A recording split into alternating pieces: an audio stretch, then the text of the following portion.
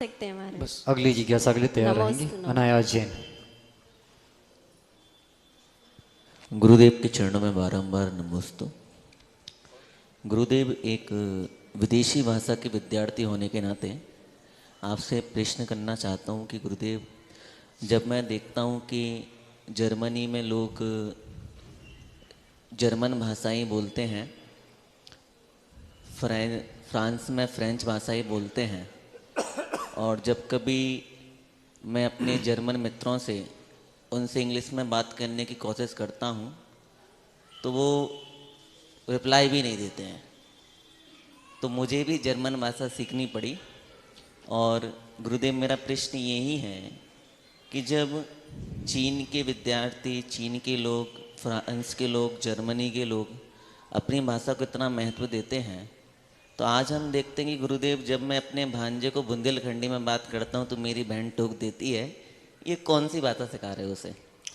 तो गुरुदेव, हम अपनी हिंदी और अपनी बुंदेलखंडी जैसी जो भाषाएं और जो बोलियां हैं, इनको कैसे जीवित रखें, इसके लिए। देखिए, भाषा जो होता है वो संस्कृति को व्याख्यायित करती है।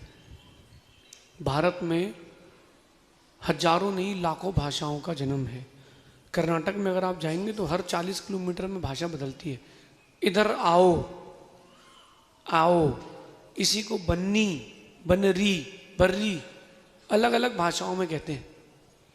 हर 20-25 किलोमीटर में चेंज होता है और वो अपनी भाषा ही कहते हैं। वहीं आप बीच में जाओगे, जब मूड बद्री का इलाका आता है, वहां पर तुडू भाषा चलती है। जैसे बोलेंगे कि आगे जाओ तो बोले पुई, यानी आगे जाओ। तो ये भाषाओं को अपनी सुरक्षित रखें। कई लोगों को लगता है कि बुंदेलखंडी बोल देंगे तो हम फिर छोटे हो जाएंगे। कचू ना हुई है, चिंता ना करो। हाँ, ये कोई फूहड़ भाषा नहीं है कि गंवारों की भाषा हो। ये हमारी प्रांतीय भाषा है, इसको भी सुरक्षित रखें।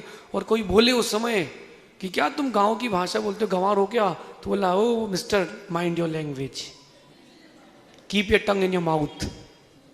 वहाँ इंग्लिश बोलना भी आना चाहिए। तो अपने बच्चों को सब कुछ सिखाना चाहिए। कहीं ऐसा ना हो जाए कि आपके बच्चे कुएं के मेंढक बन के रह जाए। आपके बच्चे कुएं का मेंढक बन के रह जाए। एक व्यक्ति हमारे पास आया, उसने एक बात बोली मुझसे कि बोले, हमारे पिताजी ने ग्रंथ लिखा है, उसका अनुवाद करने के लिए भारत में कोई विद्वान नहीं है। मैंने कहा अच्छा, दोपहर में आओ मेरे पास। मैंने बुलाया उनको, मैंने गाथा लिख के दी, प्राकृत में 2 लाइन लिख के दी। मैंने कहा अगर इसका अनुवाद कर दिया तो जिंदगी भर आधे बाल रखेंगे, जाओ। तुम्हारे पिताजी ने ग्रंथ लिखा है, हमारे पिताजी ने ग्रंथ लिखना सिखाया है। वो मैंने 2 लाइन उसको लिख के दी, आज तक नहीं आया वो अनुवाद करके। आज तक नहीं आया। क्यों नहीं आ पाया आज तक? वो पूछ रहा हूं मैं, क्यों नहीं आ पाया? ये उस समय ऐसा एटीट्यूड भी रखें, सब सिखाएं। सब सिखाएंगे तो व्यापक बनेगा। जितनी अधिक भाषाएं आपको आती हैं उतने अधिक लोग आपसे जुड़ेंगे। अगर यहाँ कोई कर्नाटक के महाराज आ जाएं और एक बार बोल दें ठड़ूला, सो ये लुचाई, तो ये लोग तो खुश होंगे, महाराज जी अपने टाइप के।